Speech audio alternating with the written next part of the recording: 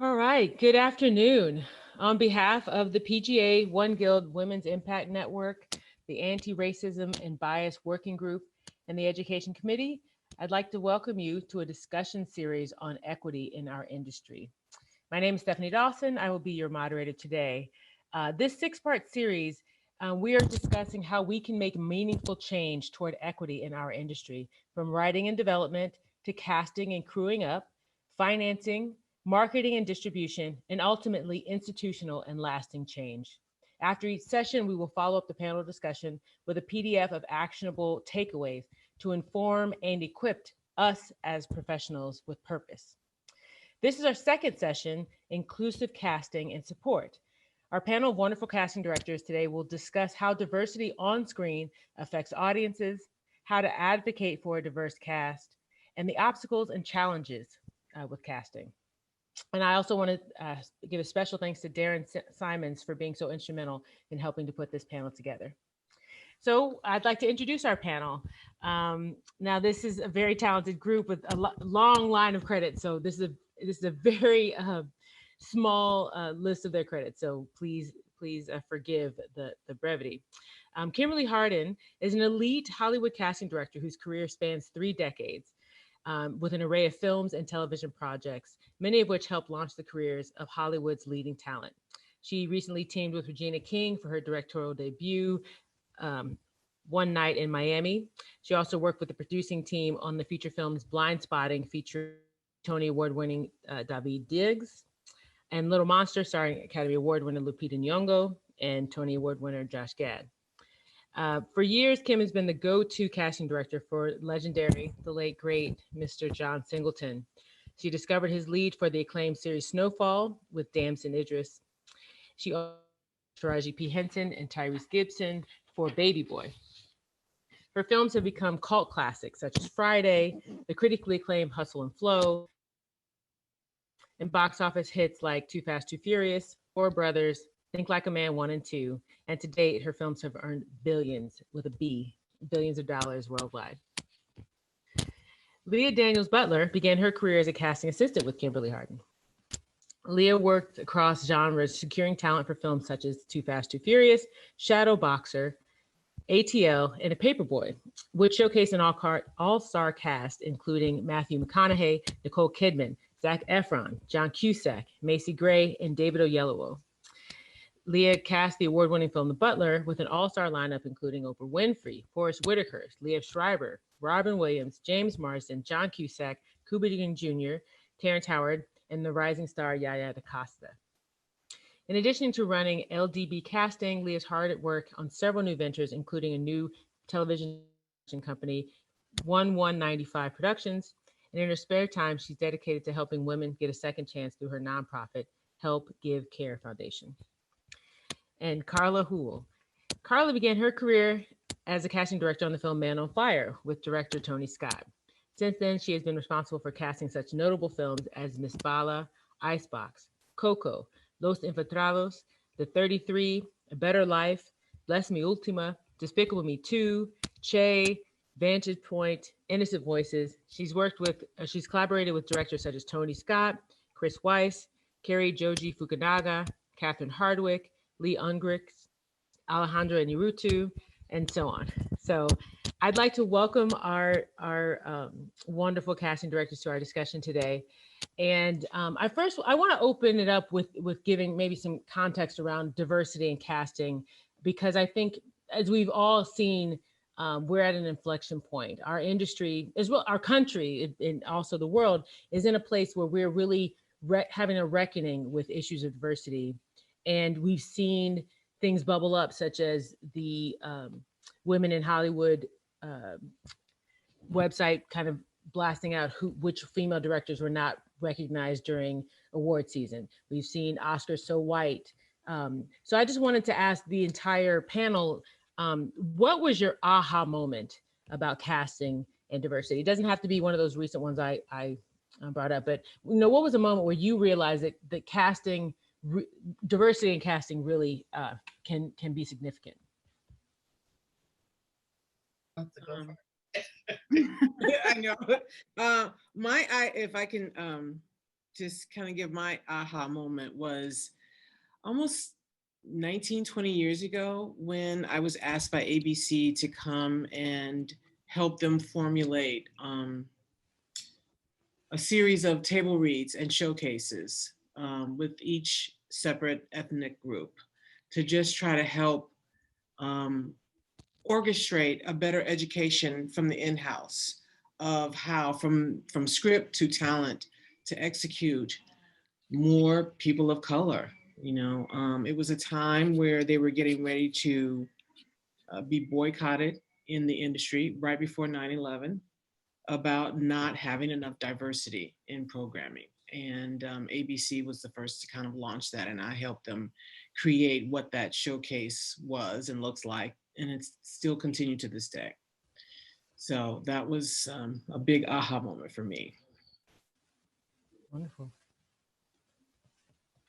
Carla or Leah, do you have an I aha don't moment know. you can share? I don't. I don't know if I have a moment. I mean, I mostly cast everything that has to do with Latinx, the Latinx world, and I think we are way behind on with the Latinx. And I think it's just now, funny enough, with the pandemic and everything that's been happening, that I finally kind of see like a real interest to look for more diversity, and even diversity within the casting teams, which is a new thing that had never come up before, but I think it's great. And also, CSA supporting the BIPOC, the mentorships and all that. But I think we're still pretty behind when it comes to the Latinx world. Yeah, there's still a lot to do. Absolutely. I think for my experience, what my aha moment was, there were there were two, I guess. The first moment was, I think, and just really understanding when I was on the CSA board of directors and the diversity committee, which is now called Equity and Entertainment Committee. When we first started that committee, it was a conversation about underrepresented groups of people, and diverse people, not just Black, Latina, Asian, Menasa. It was actors with disabilities, transgender actors. It was a lot of just overall diverse. The whole thing encompasses, and so it was the conversation of, oh, right. You know what I mean? Like, because when you're casting sometimes and you're not really aware of it, you just really need to be educated yourself. So I think that was like a moment when I realized, oh, you know what? These people aren't really represented. It was you know what I mean? I understood it, but I don't think it really affected me until I had to cast a transgender actress and realized there was no talent, or there wasn't a talent agency.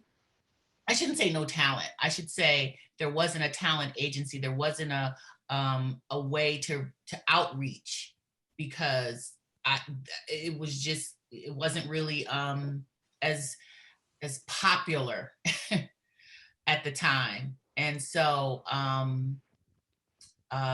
that's when I realized, oh, okay, this is what that means.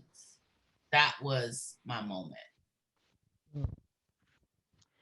And I think those are great examples of one, and a company knowing internally that they need to make a change. Two, with Leah, with your example, realizing that you're asked to do something that then there's no infrastructure to support, and realizing there's no infrastructure because we don't represent these people on a regular basis.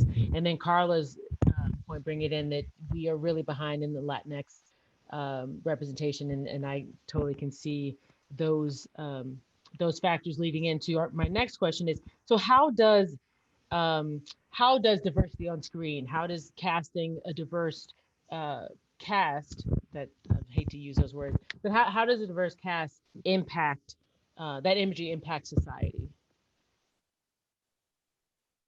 Yeah, I kind of feel like, yes, we influence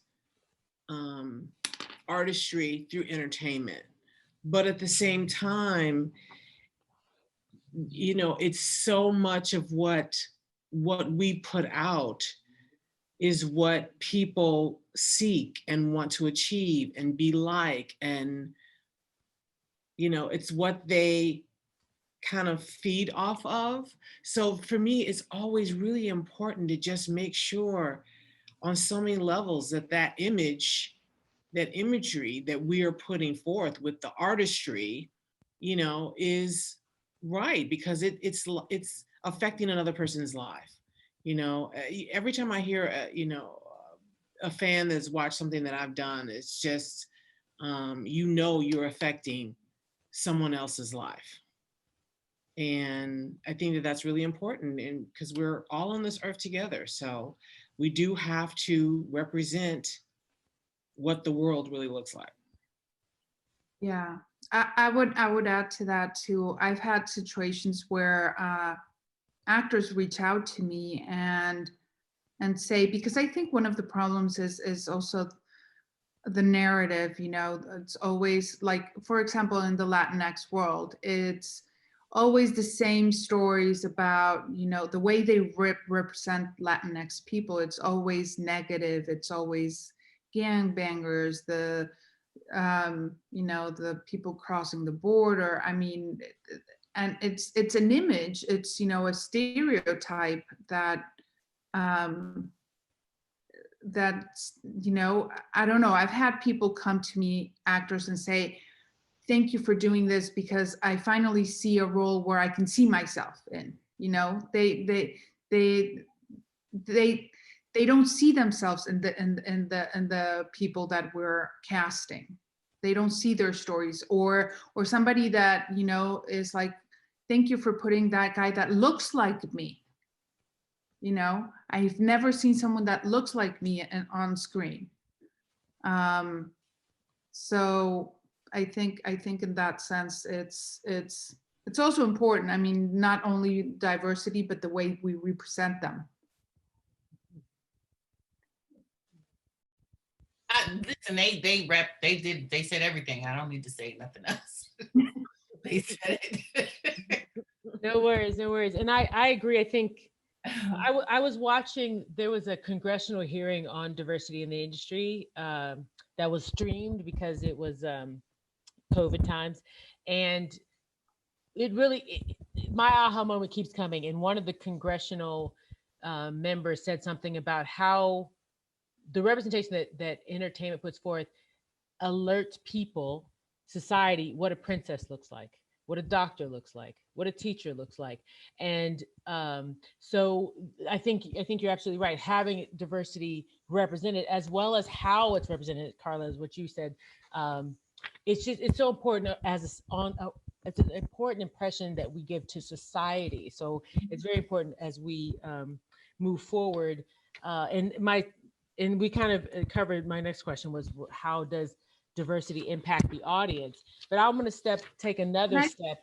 Go ahead, please. Just give one example. And I'm not going to say names or anything, but I had in a project that I'm casting, there is a role of a kid who the parents worked at a house service, right? And then one person in the team said, well, that family has to be Mexican. They can't be, from any other country. And I'm like, why? Well, because it's Mexicans, the ones that are immigrants, and the ones that are served. And I was like, I could not believe my ears. It's like, it still happens, and people still, and I'm like, you are aware I'm Mexican. Right? So it's the same thing. It's, why only Mexicans are the represented like that, or in many, in many groups. So just wanted to put that out there. No, thank you very much, because as we're saying, I think Kim was saying, like, this affects people's lives. Like, this is how people see you and how you see, sometimes how you see yourself, which is, I think, I think Carla, you mentioned earlier about seeing someone who looks like me, how important it is. I don't know who said it, but that whole comment of, if you can't be it if you can't see it, kind of thing. So I think that's important. Yeah. So we talked already about how diversity affects society and to some degree the audience. But I wanted to throw it out to this panel as folks who have cast across television and feature films, how diversity affects the box office. Do you have any examples or any information around how a diverse cast may be reflected in the box office? Well, I mean, I can't speak to numbers because that's not necessarily, what I know for fact, but I can say that when it has always come up that, a film that has a primarily Black cast or has a primarily, Latin cast or whatever, never makes the same numbers as, I've heard that. And then I've seen instances where that's not true. You know what I mean? I've seen instances where not only has it surpassed what they, the expectation, it has then sort of jump-started a bunch of other projects. Oh, you know what? Let's do this. You know what I mean? Let's jump on the bandwagon. And then what bothers me, I think, about, and I don't know who's responsible, not that there's one person or a studio or, one group of people that you can hold responsible for that.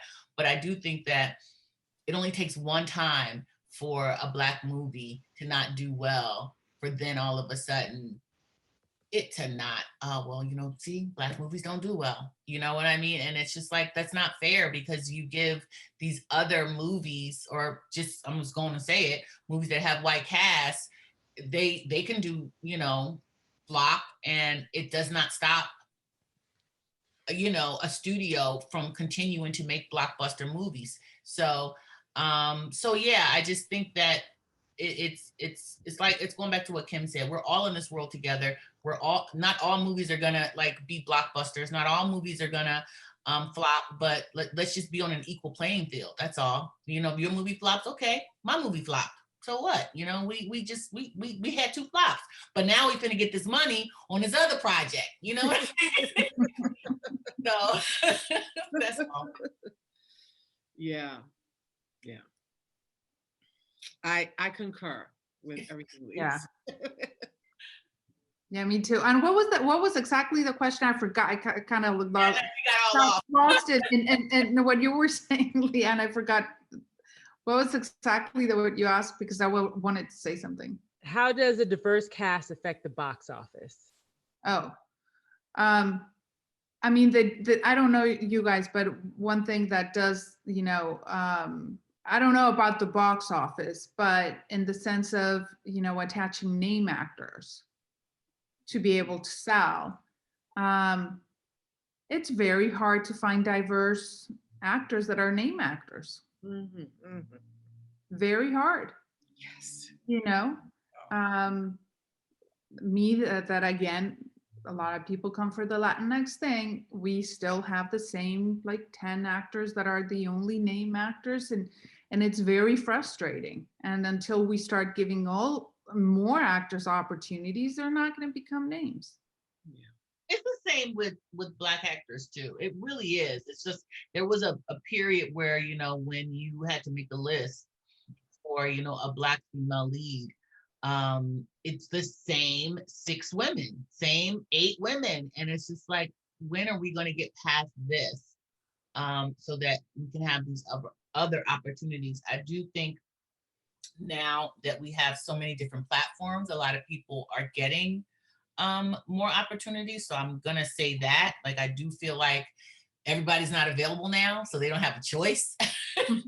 But try to create more stars. So I'm thankful for that. And then casting, I think that's what we want to do. I don't think any of us want to recycle the same actors. I think what we love about casting is, introducing new talent to producers and to directors and to the world. And so, and it's, it could be slightly ego driven. You want to be the first one to pop that person. But at the same time, that's fulfilling for us. We enjoy introducing new talent to the world that people didn't know.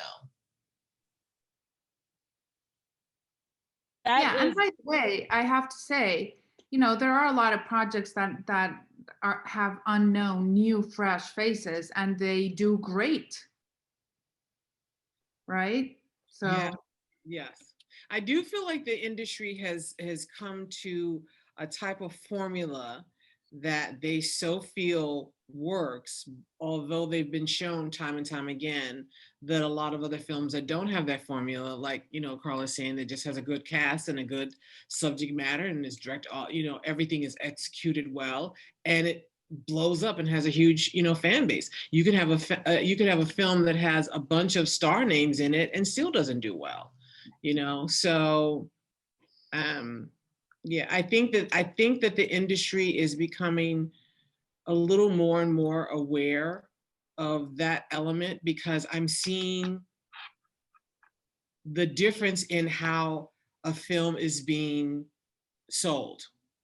Okay, more and more films are being financed more independently and kind of being sold through the festival route, which is a big savings for the studio system, because they don't have to go through the development and whatnot. They're just buying the product and then marketing it. So, and of course they want to buy that as, I won't say as cheap as possible, but, business is business, and they do want to buy something for less to make more. So I see it slowly kind of changing with that. The studios are only doing those bigger budget films, the sci-fis and actions and all that. But we see more of the smaller films and the artsy films really that speaks, I think, a little bit more to the heart of humanity. If that makes any sense. Yes. I think it makes perfect sense, because as you said, I think you hit the nail on the head when you were saying the movies are being financed independently, because as we were alluding to, the machine that greenlights films goes on past models.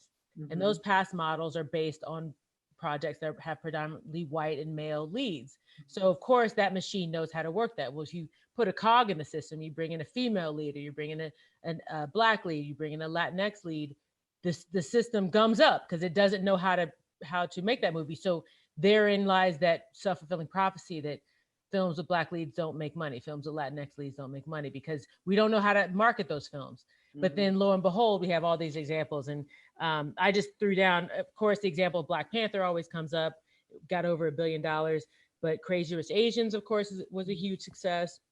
Moonlight, according to, my box office mojo, said it had a $4 million budget, but made $26 million at the box office.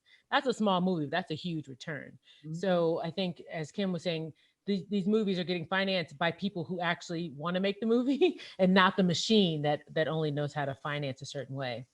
Another thing I wanted to share with our audience is the UCLA-based Center for Scholars and Storytellers put out a study called Beyond Checking a Box, a lack of authentically inclusive representation has cost at the box office. And they found that basically a film could lose up to 20% of its revenue if it didn't have a diverse cast. So it's another example that the audience wants diversity. So that's one thing I think is important for this audience to be aware of. One thing I wanted to touch on as casting directors who want to bring new talent to projects, there is a phenomenon called whitewashing. And I wanted to, just so everyone knows, whitewashing is the phenomenon of taking historic characters who were historically something else, such as The Ghost in the Shell was a Japanese show, but it got cast with a white female lead. So that process of taking content that may have authentically had a different race or ethnicity or even gender, but placing a name in, because the name gets that financing, but that name tends to change the ethnicity or race of the character. I wanted to ask you, have you experienced this? What's your opinion on whitewashing? Just kind of share your thoughts around it. I don't know that I've ever experienced having to, well, no, I've read about it. I don't know that I've ever had to experience it. But that's how I feel, with like Cleopatra and Nefertiti and things like that. I always feel like we never give, a Black actress a chance to play such, roles that have such historic meaning for us. And then you kind of whitewash it with something else. I also, and I don't know if that is, I know you probably know the term whitewashing, but for me, a lot of times I look at whitewashing as just washing down a character in general. If a character, and that maybe that is called something else, maybe I just don't know the terminology, but I feel like if a character is supposed to be Asian, and they may put and not that you can't have, if they're part Asian in there, but I do feel like, especially with Black actors, sometimes you'll put a very light-skinned Black actor, like sort of, it puts people, it puts people in a and I'm trying to be as, because I know we're being recorded, so I want to be as, you can keep it real though. I say keep it real, diplomatic as possible. But a lot of times when you see casting like that, and you're always seeing like dark-skinned Black people being played a villain, or in a light-skinned Black person being the savior, it's no different than a white person being the savior in a movie. In a movie that may have, a primarily Black cast. So I think, and I don't know if that's part of whitewashing. I just know that colorism is a real thing, and that producers sometimes may not be aware of. And it's something that I think stems from, you may hire a casting director that may not be aware of those things. And if you're casting an all Black project, then it might be behoove you to cast or hire a Black casting director. If you're casting a Latin project, and not to say that we can't do other things, because we can, but I'm just saying, when I look at a movie like Black Panther, and I see that, the casting director, Sarah Finn, I think, did a magnificent job, it does bump me a little bit that a Black casting director wasn't given the opportunity to do that, or didn't have the opportunity to meet on it. Those kind of things bother me, because I think, and I know that's probably something that was coming up down the line, but it's just something that I think that as producers, we should be conscious of. And as Black, and as casting directors, be conscious of it too. You know what I mean? Like, you know what, maybe this is not the project that I should be doing. Maybe, or let me bring on an associate that may understand this culture a little better than I do, so that we can be truthful, and you not putting out breakdowns that will, be offensive to people, and then later have to clean those breakdowns up because you didn't know. It's like, if you hire someone Black, then you would know that you can't say that. Yeah. You know what I mean? So yeah. Yeah. I just think that, again, and I know, I'm sorry, I went off topic a little bit, but I just wanted to bring that up. I appreciate it, and we'll talk more about that later. Go ahead. I'm sorry, Carla. Well, no, I mean, just also talk about the same thing that Leah was saying is yes, I think it's very important for casting directors to educate themselves as well, you know, if they're going to cast something that it's not in their wheelhouse. Because like, you know, authenticity is important, and respect for all cultures. When it comes to the Latinx world, it's very complicated because it's so diverse. You know, just the Latinx world is so diverse. You have all sorts of different looking Latinos. You have Afro Latino, you have white Latinos, you have Asian Latinos, you have, you know, and people don't know these things, or don't know accents, for example, or how people look in the different countries. So I think many times the casting directors that are hired to do this, they don't have that knowledge. So I think it is important to either you know, educate yourself, or hire, like Leah was saying, someone that knows that world that you're casting. And I also want to say, from what Leah was saying, you know, that it doesn't mean, like, you know, I cast mostly Latinx stuff because I'm, you know, Mexican. But it doesn't mean I can't cast anything else. And I think that's another thing, at least I have encountered a lot, is that, oh, you're Latina, you can only cast Latino.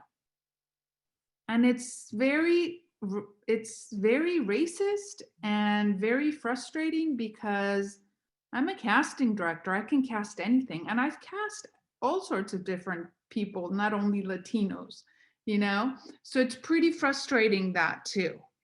So I just wanted to agree with Leah on that. Yeah, I think that we all kind of get caught in being stereotyped, you know, whether we are in various departments. I feel like I see across the board. It's been my entire career. I feel like I see it. It happens, of course, a lot with actors, but it also happens with writers and directors and us as casting directors. It's just like they kind of see us as, you know, having this profession or being known from this, so they just want to piggyback off of that, and not realizing how it really is unfair to us as the artists that we are as well, and just being creative enough to be able to deliver to you whatever type of talent that you're seeking, you know. But we get typecast too. I know I went through a whole thing very, you know, earlier on in my career, with being very angry about that aspect of not being considered for other projects. You know, after I did Friday and Hustle and Flow, you know, every film that was about smoking weed or pimps and hoes was coming to me. And I was just like, okay, I want to do other movies besides that. I know how to do other things besides that. I mean, although I was really proud of those films, but you know, you want more, you aspire for more. And so it's a fight. It's a fight. Yeah. And I think that opens up a whole area of things. And so I want to back up just a little bit.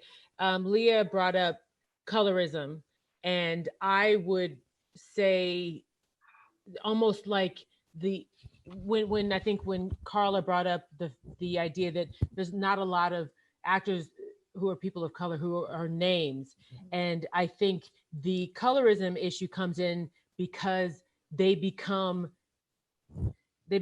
acceptable, like they fall into the what I if I don't want to offend anybody, but this is a term I use a lot, that was brought with Muhammad Ali, with the Ali movie, and Will Smith talking about how if you, Black people sometimes become honorary white. So what has happened is some of these actors have moved into the big name space, so they're not even seen as Black anymore. They're seen as mainstream, so they have the name, so they can be cast for things. Even, I mean, Will Smith is a prime example of someone who is such a big superstar that he does not get cast in films that are considered Black. He gets cast in bigger films because he's kind of passed into a larger realm, so to speak. And I think Carla mentioned something about even accents are different. And Afro-Latina is not necessarily viewed as Latina. There's a lot of, Rosie Perez has mentioned in some of her interviews of how she often is told she's not Latin enough, or she's too this or too that. And like, how do you know who she is? She's lived her life.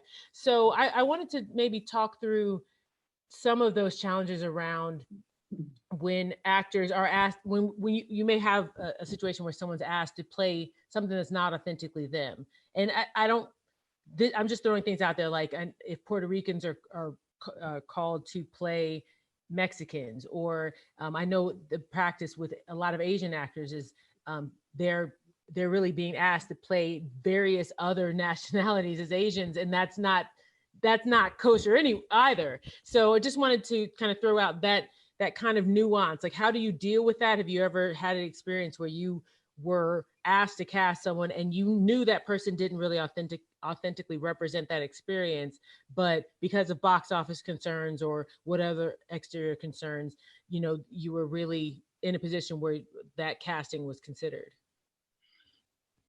I know for me, there's been several projects that I have to, it's very specific within a race group, whether it's being Latin or Asian. And I try to be very true to culture of whatever the character is or whatever the director or producers they're really seeking for that.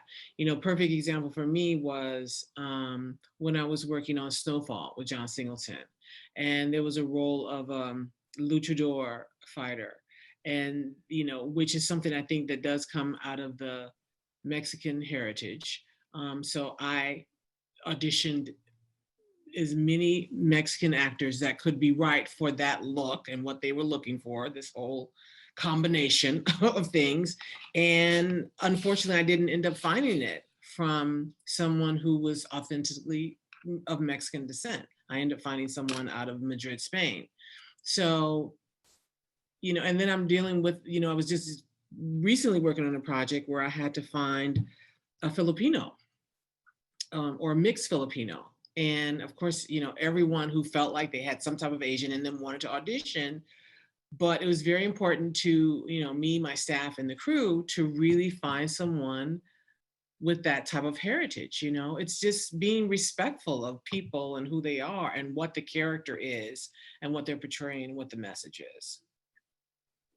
Yeah, that's really, that can get really complicated. At least in my Latinx world, it can get very complicated because as I said, it's so diverse.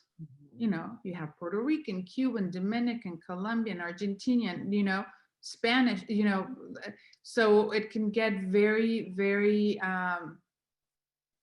complicated. And I think in the effort of everyone wanting to be, authentic, which is, I'm always about authenticity.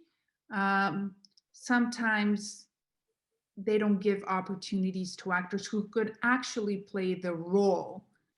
I think what is important is, so it gets a little complicated. So I'm trying to explain myself here. So for example, if you hire a Puerto Rican actor to play a Mexican, but he's speaking and he has to speak some words in Spanish, and those words come out as Puerto Rican, that is not okay, right? Because the role is supposed to be Mexican, and it's disrespectful. If you cast a Puerto Rican actor to play a Mexican and he can do Mexican, look Mexican, and do the accent, why not? It's okay. I think originally you want to try and, of course, cast a Mexican actor, but if in the event you don't find it, like Kim, you were saying, you couldn't find a luchador from Mexican heritage, because unfortunately these are very small pools of actors, because they haven't been given opportunities to train. First of all, the money, they don't have the economic resources to get all that training to become great actors. Not as many opportunities, and then they haven't been given opportunities to act roles to become better and better. So it's hard. The pool becomes really, really small. So it's hard. Now you have a Daniel Day-Lewis playing Lincoln, and it's okay. He could play it, he did the accent, everything perfect. But if you had Daniel Day-Lewis playing Lincoln, speaking British, then you would be like, what? And this is what happens a lot, at least in the Latin world. And I'm sure also in Asian world, where people don't even know the differences and don't care to find out the differences, but there are differences. And those differences, they can see them, and the Latin people can see them, because I've heard, back, like, oh, well, who cares? Nobody hears the accent. No, yes, we do hear the accent. Some people do hear the accent, and it is disrespectful. But having said that, I think anyone can play, as long as they can actually play that role. They should be able to give, get the opportunity to play the role. I agree, because it's funny that you say that, because that's a lot of the times that we come up against. Because obviously we can't ask in the room what your ethnic background is, because that's considered or it's against SAG rules or whatever the rules are. You cannot ask. So you're dancing around trying to find out what, where they're really from, or hey, is your, where did your parents grow up? Like, you're just literally picking these people for information so you can find out if they're authentic to what you're looking for.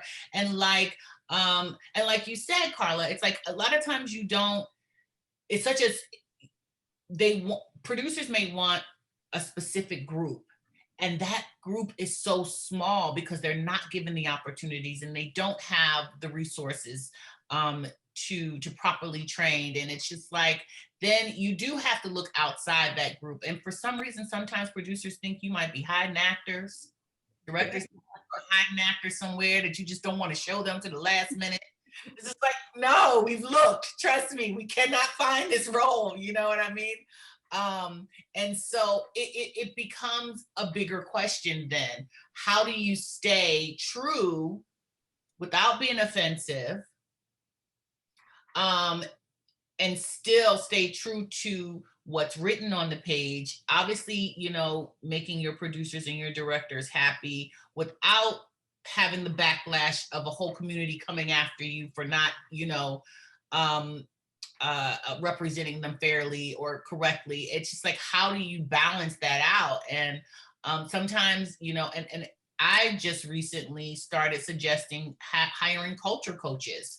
If you can't find someone that is specific to what you're looking for, but you do have someone that maybe identifies with it, then hire a culture coach so they understand, so the person that's portraying this role, even though they may be Puerto Rican, but they can speak with a Mexican accent and they do understand the Mexican culture, have someone there too to inform them even more that may be Mexican, just so that it just helps it more, so you don't have to experience the backlash, I guess. I don't know, because I'm always torn with that. Like, how do we stay true, and then we're still taking opportunities away from actors who can play the role still, but we're taking those opportunities away because we're trying to be specific, and then it ends up going white because, oh well, we tried. Yeah. And sometimes I think, when you can't find that, it's better to change the story in a way to adapt it to whoever you end up casting, rather than fake it. Mm-hmm. Because the fake it, then yeah. How do y'all feel about blind casting? Is it something you've had the opportunity or the experience with in the past? And let me just back up. When I say blind casting, I mean if a character or role's ethnicity, or sometimes even gender, sexuality, ability level, if any of that is not specified in the story, so that the cast, the director or the team wants, they want to open it up to the pool. They're not really specific on who they want to play this role in terms of their appearance. Do you think that practice is beneficial? Do you think there's challenges around it? Is it widespread? I feel like it happens in theater maybe more than television and film, but just wanted to throw it out to the group about blind casting. I think wherever opportunity you can do it, if it's not specified, then yeah, why not? It just opens up more opportunity for, you know, a more diverse and colorful cast. If it's not, and sometimes it is specified, and sometimes you know, you will suggest, well, why does it have to be this? Does it have to be this? Can this be an actor? A lot of times I'll bring in actors that they may not even know that are in wheelchairs. And then I'll say, hey, you know, I'm of course now, obviously, we're in COVID, not before, but yeah, I will bring in actors that may have disabilities, or a transgender actress that is just called for an actress, just because I think that it's important to help them understand that you are not just bound to a role because it calls for a wheelchair. If it doesn't, if there's a doctor, like I look at Chill Mitchell, and I'm obviously, he, wasn't a wheelchair user when he first came out as an actor, or a rapper even, but he was able to break down sort of those barriers where people, it wasn't just about, look at me, I'm an actor in a wheelchair and you're checking this box. It's like, I'm an actor first. I happen to be in a wheelchair. There's no reason why, this role can't call for an actor in a wheelchair. So let's do it. It might cost a little more money. You may have to put in a rent, you know what I mean? You may have to adapt your set to accommodate those things. But at the end of the day, you're doing what's right and what's normal. It's like, it's not, you know what I mean? It's not like an abnormal thing to see these people out here functioning in the world, doing everyday life things. And so why should they not be reflected on television and film? I don't know. Did I even answer that question?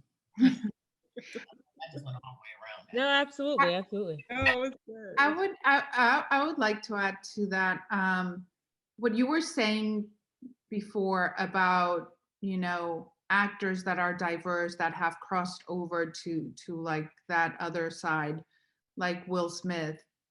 In the same way, J-Lo, for example, the same. She gets cast, she's not playing a Latina. She's just playing an American, just a woman.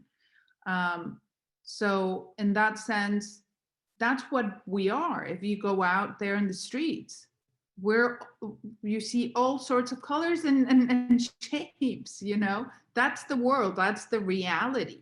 Why does it, I understand you want to be very authentic when you're representing a very specific role with a specific culture, but otherwise we are diverse and we're not represented in the screen as diverse, and it,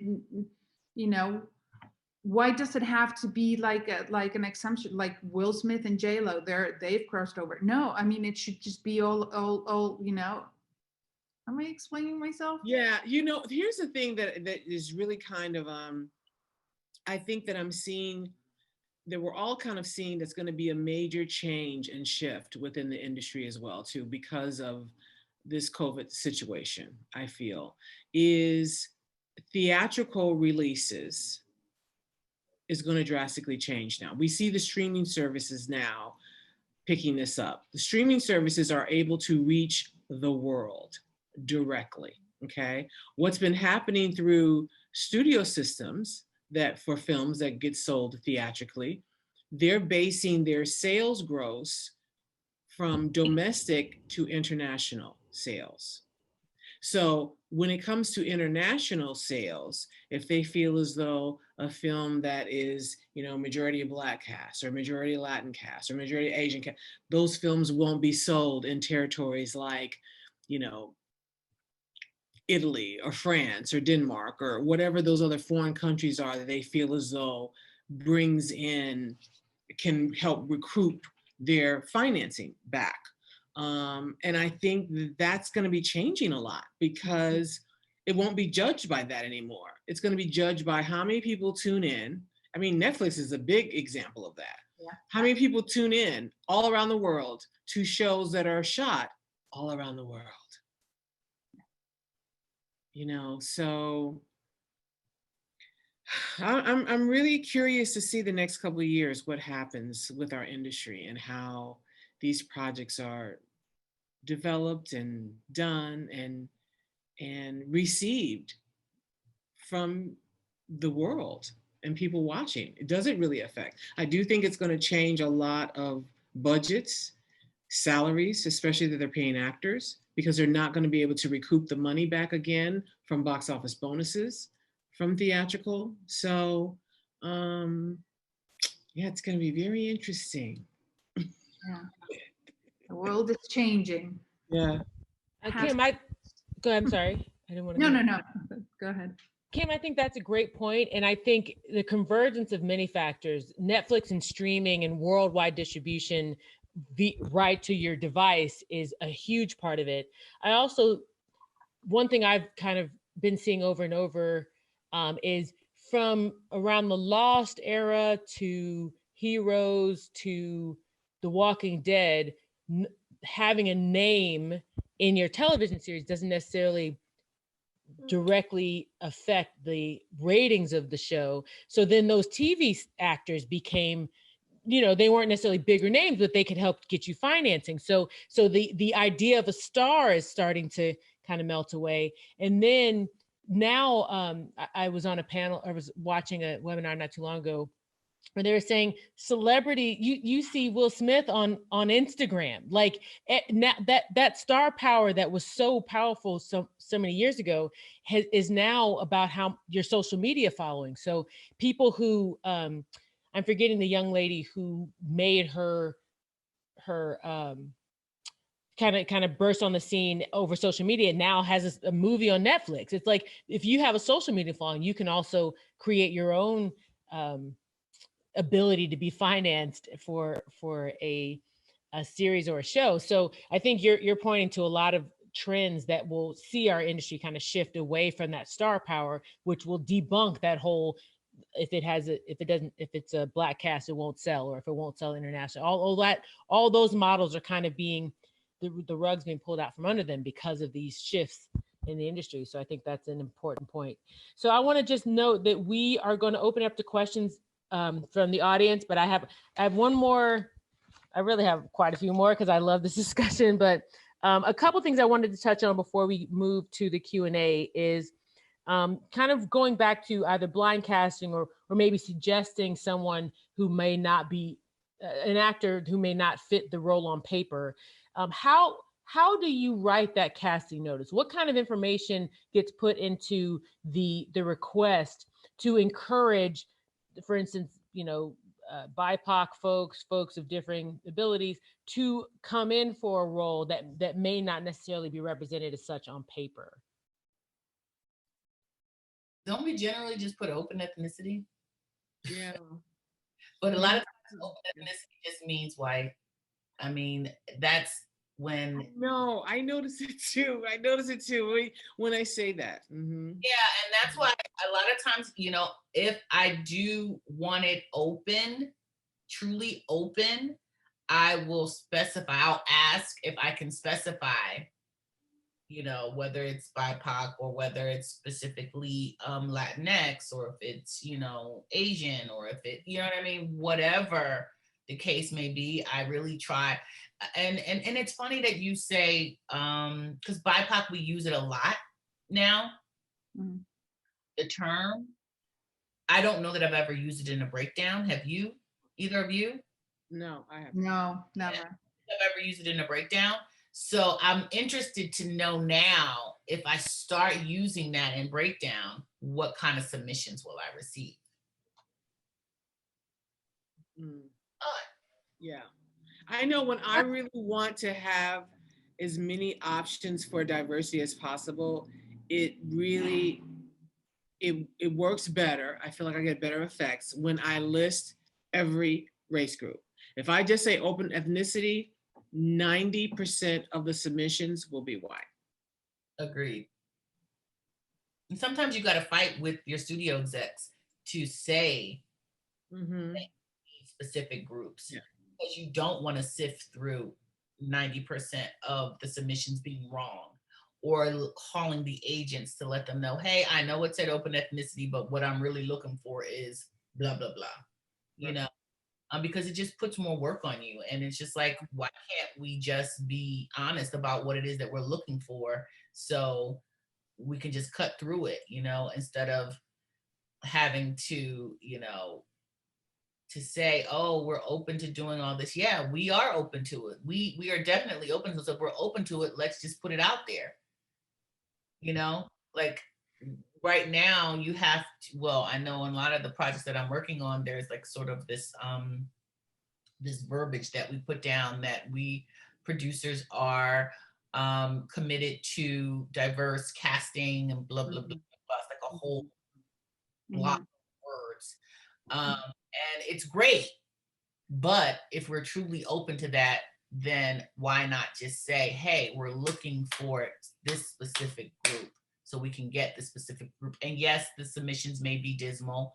And, you know, yes, you'll probably have to put your breakdown out on other different platforms so you can, you know, try to find, you know, more talent. But that's just, you know, that's just the reality of it. I think it's interesting because BIPOC, my understanding of the term BIPOC came out of the trying to remove the lumping together of people. So people of color just means so many people, that they wanted to highlight Black and Indigenous because those are the communities that tend to get marginalized. So BIPOC meant let's call out Black and Indigenous and people of color. And it's interesting that they're all still Black together. Yeah, exactly. That's one element.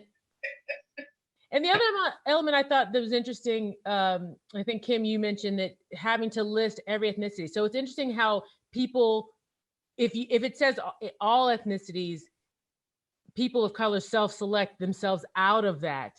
But if you list specific ethnicities, people will identify and they will submit. So that's I think a very interesting phenomenon. One last question I have that I wanted to, I was so excited at the discussion, but I wanted to be able to talk more about, but if we can just touch on, let's say you are working on a project where there is not necessarily a fully diverse cast, but I think what tends to happen is there's like one or two people of color and they're like a leader they're supporting, but they're the only one. Have you had any discussions? What suggestions would you have on how the production can support that one cast member? And I'm thinking in terms of like, not just their deals, but their, you know, the costume designer, the hair and makeup person, their holding areas and those kinds of things. Have you had those conversations with producers on how to support those casts when they are either predominantly people of color or when there's only like one or two? What would you suggest in that area? I don't know that I understand the question. I'm sorry. Did you guys understand it? No. Well, I was going to say, I don't know if this is more or less what you're asking. For example, I've had to cast shows where, you know, for example, they happen in like Narcos, you know, Narcos Colombia, the first three, and then Narcos Mexico. Well, Narcos Colombia, we needed Colombian accents, right? So I did talk, because I am very much about authenticity, and, you know, accents have to be right. So, you know, I do talk to producers and say, well, you need to get a dialect coach to get all the accents the same.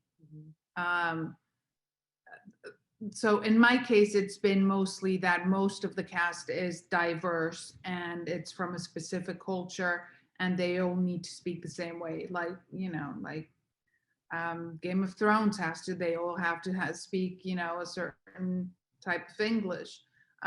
You know, when it's a show like that, you know, it happens in Mexico. You need to have all the actors that are playing Mexicans speak in a certain way. Both in English and Spanish, by the way. It gets kind of complicated with the accents. Yeah. That's a great point. What I was trying to ask, and I'll give an example. I worked on a production that had a predominantly Black cast, and when it came to hair and makeup, they hired an African American hairstylist, but the makeup artist was white, and there was a kind of a point, particularly for the women in the cast, of sure, I think I'll be okay, but I just want to make sure that the lighting is correct now, because I want to make sure my makeup is right now. So I think things like when someone is cast and they are the other, they're the only one. Usually, sometimes you'll have like if J-Lo is in a cast where predominantly white cast, and then you have J-Lo. Are there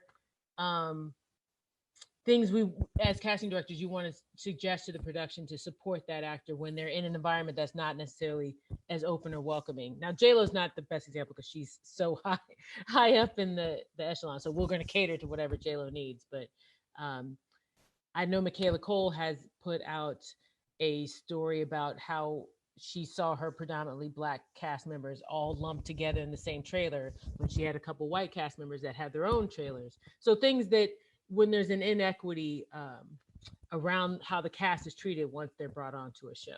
Hopefully that's clearing it up a little bit. I will say this. I know that I've been in instances where I've hired actors and they are very particular about who is doing the hair and who is doing the makeup. I don't know that it necessarily pertains to every, Black actor on the set, but I know that when you hire Black actors, they're always more comfortable knowing that there's someone that has experience doing our hair, doing our makeup, doing things like that, because we just know, you know what I mean? And I'm conscious of it too. For instance, I hired an actress who wears her natural hair, and it became an issue. I knew it was going to become an issue when we hired her. I said, I can tell you right now, I follow her. Her hair is her crown and glory, and she is not going to put a straightener on it. She's not going to she's not going to do any of that stuff. So we need to be conscious of who we hire when it comes to someone doing her hair. And lo and behold, it became an issue. And they were just like, well, I just don't understand. You wouldn't understand. You wouldn't understand. Yeah. But it's a thing. It is. It is a thing, especially amongst Black actresses. It's usually a lot of time, depending on who the actress is, especially if it's more of a star name Black actress, they're going to request in their deal consultation for hair and makeup, or request their own hair and makeup person. I did a film that was being shot in Australia. And, as a matter of fact, it was Lupita. She goes over to Australia. Over there in that country, they have the person that does makeup also does hair. And they don't have the opportunity to actually do hair and makeup for people of color, especially with someone of the skin tone like Lupita. And so that didn't work out so good. And I had to really kind of help them bring someone from the States out that was an African-American makeup artist that could also do hair, because they just didn't have it in that country. So it is a thing. And it's very important and key. Yeah. All right. Thank you, ladies. I'm going to turn to the audience questions. They've been so patiently waiting and listening to my questions. But so the first comes from Jacob Camus. I apologize if I mispronounced your name. What would it take to create a larger roster of POC actors? How do story, depth of character, universal appeal fit into the story, or is it just a business decision to reduce financial risk?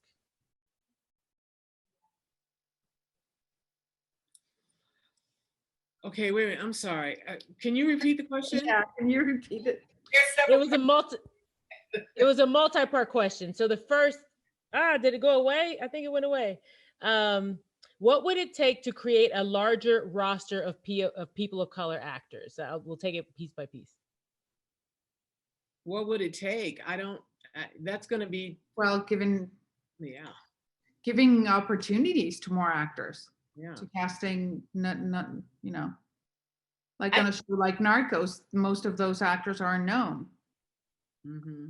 and that's the way they're starting to become names. Some of them, by Yeah. giving them that opportunity. Definitely, I think giving them more opportunity, and I think when I know a lot of like location casting gives opportunity to actors and different actors of different ethnic backgrounds, especially when you film someplace else. I know now I can almost tell when a movie is being shot a certain place. Because you get familiar with seeing those actors, and then you see those actors in bigger parts. So you see those actors actually growing.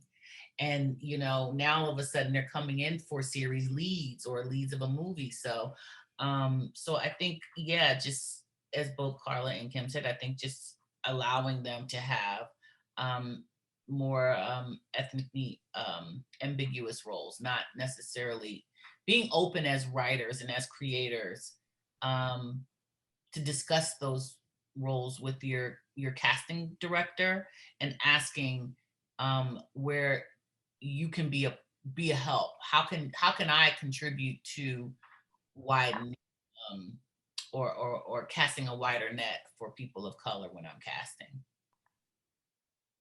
And I think the second part of the question you just touched on is it about universal appeal of a character, or is it a financial decision? So, as you mentioned, talking to the creative team about how to open up this particular character is one way.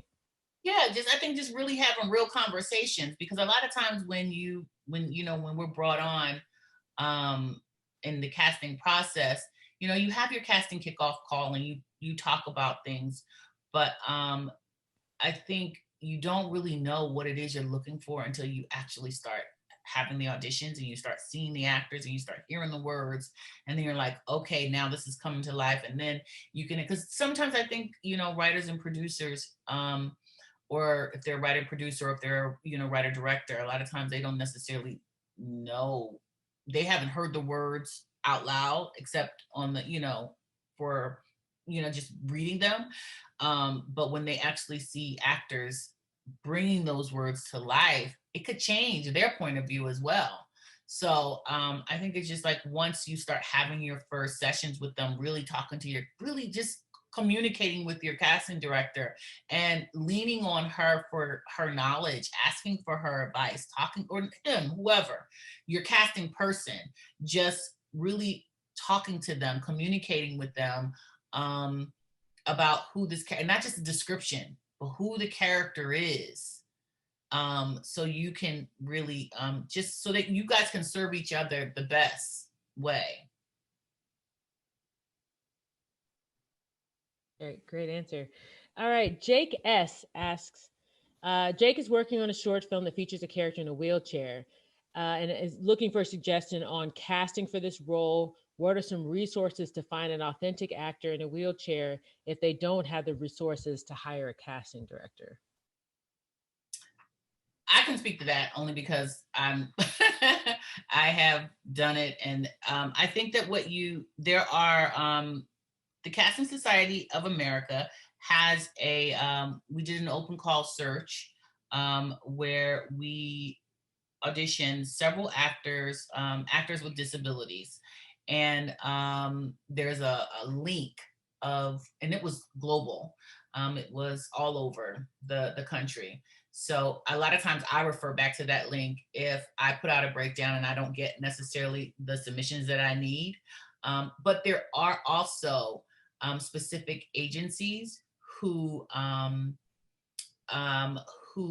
specialize in actors with disabilities. So I would suggest,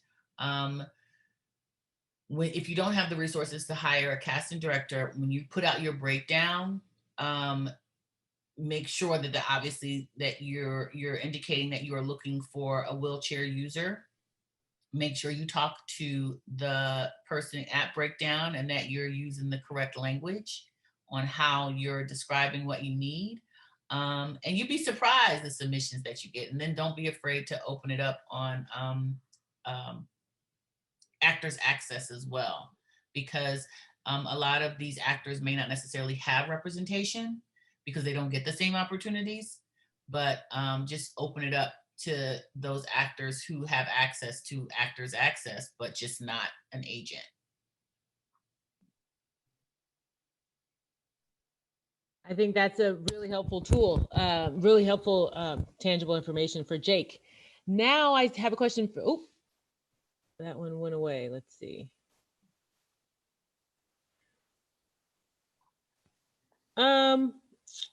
We may have touched on this, but just for JB's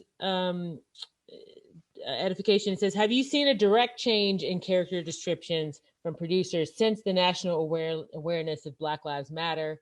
For example, if it isn't clear in the script what a person looks like, are producers more open to seeing actors of multiple colors for one role? I think that all depends on the director and producers. Have you found generally folks are more, directors and producers are more open, or is it a smaller pool of folks that are open to see different ethnicities and races? For the most part, they always know pretty much what they want. So, I mean, I just ask, what race do you want? What, you know what I mean? So it just kind of rolls up. Yeah, I do feel there is more interest in trying to be diverse and finding that, you know, diversity. Yeah, I agree. I see a shift since the whole movement and the pandemic. I think there's been a shift. Yeah. Yeah, I agree. I do think that the people are just more conscious of it. I hope that it's not just a fad or phase. I hope that it sticks around. And not just, you know, with actors, but also with crew. I think that's a great segue to our next session. So thank you for that. We have a question from Darren Simons. When is the most ideal time for you to be brought into a project as the casting director, especially when talent schedules and, praying to God, we move out of the pandemic? So it's a two-parter. So we'll answer that. So what's the most ideal time for the casting director to be brought in, especially because of talent schedules as we move out of the pandemic? We could be brought in at any point. We could be brought in to help attach talent to, you know, to they're ready to go. So it could work various ways. What do you, go ahead, I'm sorry. Depends on what time frame they have before principal photography. Do you know what I mean? Obviously, we would like to have as much time as we can. Because a lot, you know, especially if they're trying to get star names, it's you know, schedules don't always, if people aren't available, you need more time, you know. So I think ideally it just depends on how much time they have before their principal photography date. Wouldn't you agree? Yeah. If they're looking for to attach name actors, that always takes a little bit longer, because it also, you need to consider, it takes a while for you send the offer and it takes a while for them to come back and give you an answer. So it's a whole process. If it's just, you know, but in general, I would say, you know, like, we usually start like 10, 12 weeks before you start shooting approx. Time, Carla? Mm-hmm. How much time? Well, it depends, right? It depends on the project. I mean, I cast Apocalypto in 5 weeks. That was crazy. Exactly. Sometimes you don't get that much. It's always great. Sometimes I think when you have too much time, they want to see too many actors. So I think, you know, sometimes if you have just a sweet spot, it's just like, oh, okay. So there's got to be somebody in front of the camera on this date. So guess what? We have up until this time, but if you have too much time, you just constantly just start seeing. It's like, okay. There's no more out here. It depends on how difficult the casting is. You know, if you have challenging roles and you need to do outreach, and you know, it just depends. There's a rule. I want to piggyback on Darren's first question. And what do you need from the director or producer of the project in order to equip you for the best casting with diversity in mind? Is it obviously the script's done? Do we need to have 100% of financing in place? Do we need to have other attachments, or is it better if they come to you with no attachments? What's the, I know there's no best case scenario, but what's the better case scenario?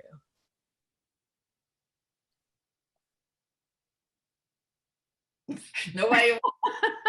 Well, I mean, the better case scenario for us is if the movie or the project is financed, of course, because then it makes our life easy. It's hard when it's not financed and you have to attach someone. It makes it just harder for us. But I mean, ideal, I don't know. What do you guys think? I concur. Yeah, it's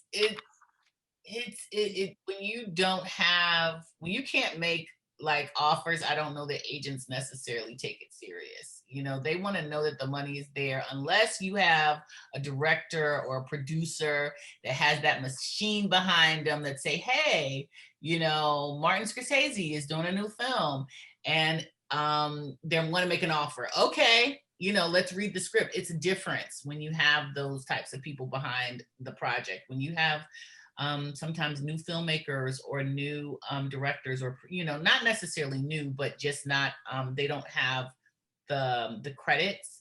A lot of times the agents won't take it as, they'll just take their time getting back to you. And this makes it a longer process. And Darren's second question is, do you find yourselves moving into producing, especially when casting opens up financing?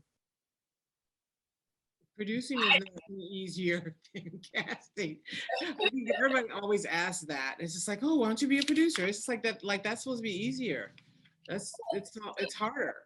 You got to do everything. You got to get the money. You got to get the talent. You got to put your production together. It's a lot.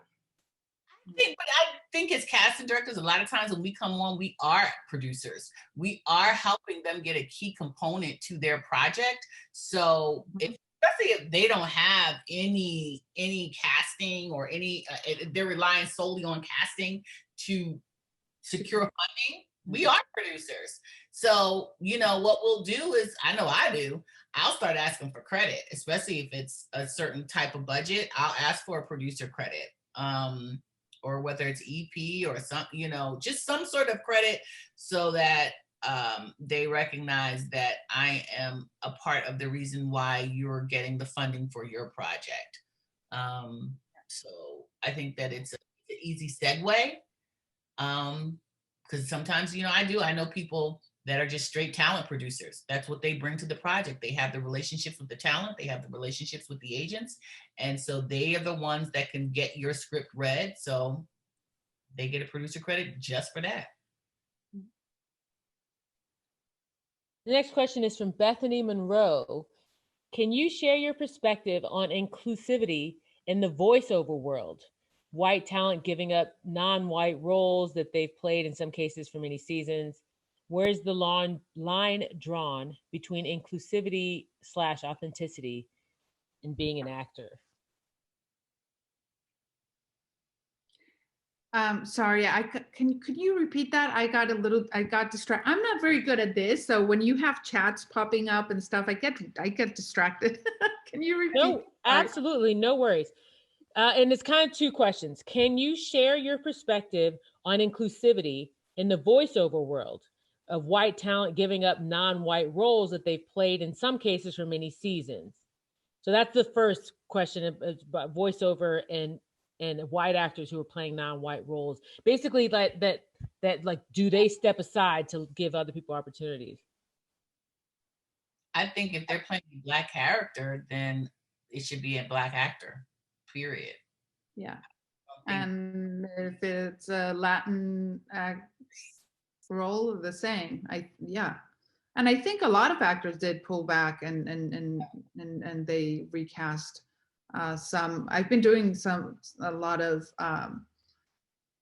voiceover, and not only because it's just voiceover and you're not seeing them, we still need to be authentic. So like, you know, if the role is, you know, in this case, it happens in one of those projects, it was, you know, it happened in Florida, and it was mostly, you know, Cuban, Miami, that kind of Caribbean accent. Well, you know, you have to keep authenticity to that too. Yeah, I agree. Yeah. I think this happens a lot with Japanese animation. There's a lot of times it's white actors portraying those roles. So Bethany didn't say that, but I'm putting that out there. The second part of Bethany's question, I think we touched on a little bit before, is where's the line drawn between inclusivity and authenticity and being an actor? I think Carla mentioned earlier, if the person can accurately portray something and they don't necessarily have that inherently, you know, we can, as long as it's not offensive or it's disrespectful to the actual culture, we've kind of touched on that. But if anyone wants to add some more around the line between authenticity and the actor's performance, you know, can we have actors who are not necessarily authentically that thing, but they're able to perform it? You know, where's the line there? Well, for example, I'm casting a role right now of a Latin person from East LA that comes from, you know, from the gangs world and changes, you know, his life, whatever. And the thing is that the way they speak, the way they move is very specific, and you can try and play at it, but it's never going to be the same.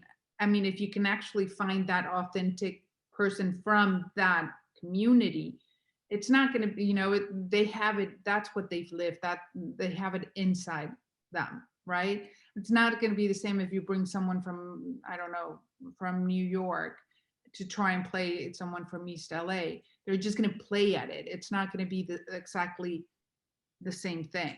So I think you should always try and go for the authentic, actual, but it's going back to the same thing we've been talking about since before. So yeah.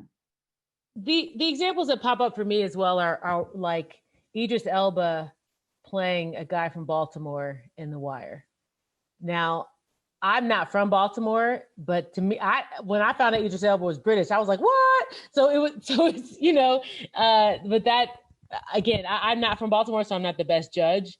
But I think he did a good job, and I didn't even question that he was from Europe. So, you know, there's sometimes it works if that actor is gifted and able to assume that particular character. Sometimes it doesn't work, and we've all seen those examples. Yeah. Jacob asks. Wait, Stephanie, before you go on, unfortunately, I'm going to have to jump because I've got to get into another meeting. But I just wanted to just say thank you, and it's good seeing everybody. But I do have to get ready to jump. Thank you so much for being with us. Appreciate it. Thank you. I can. Yeah, were you going to say something? No. Okay, Leah. I thought Leah pointed to something. No, I was saying bye. Oh, Okay. bye. Bye. The next question is from Jacob. Does anyone know how Peanut Butter Falcon casting came about? Whether it was easier or harder to cast? Are you familiar with the Peanut Butter Falcon? With the film, yeah. I think it was very. I think they cast a lot of it locally, and a lot of people were actual real people.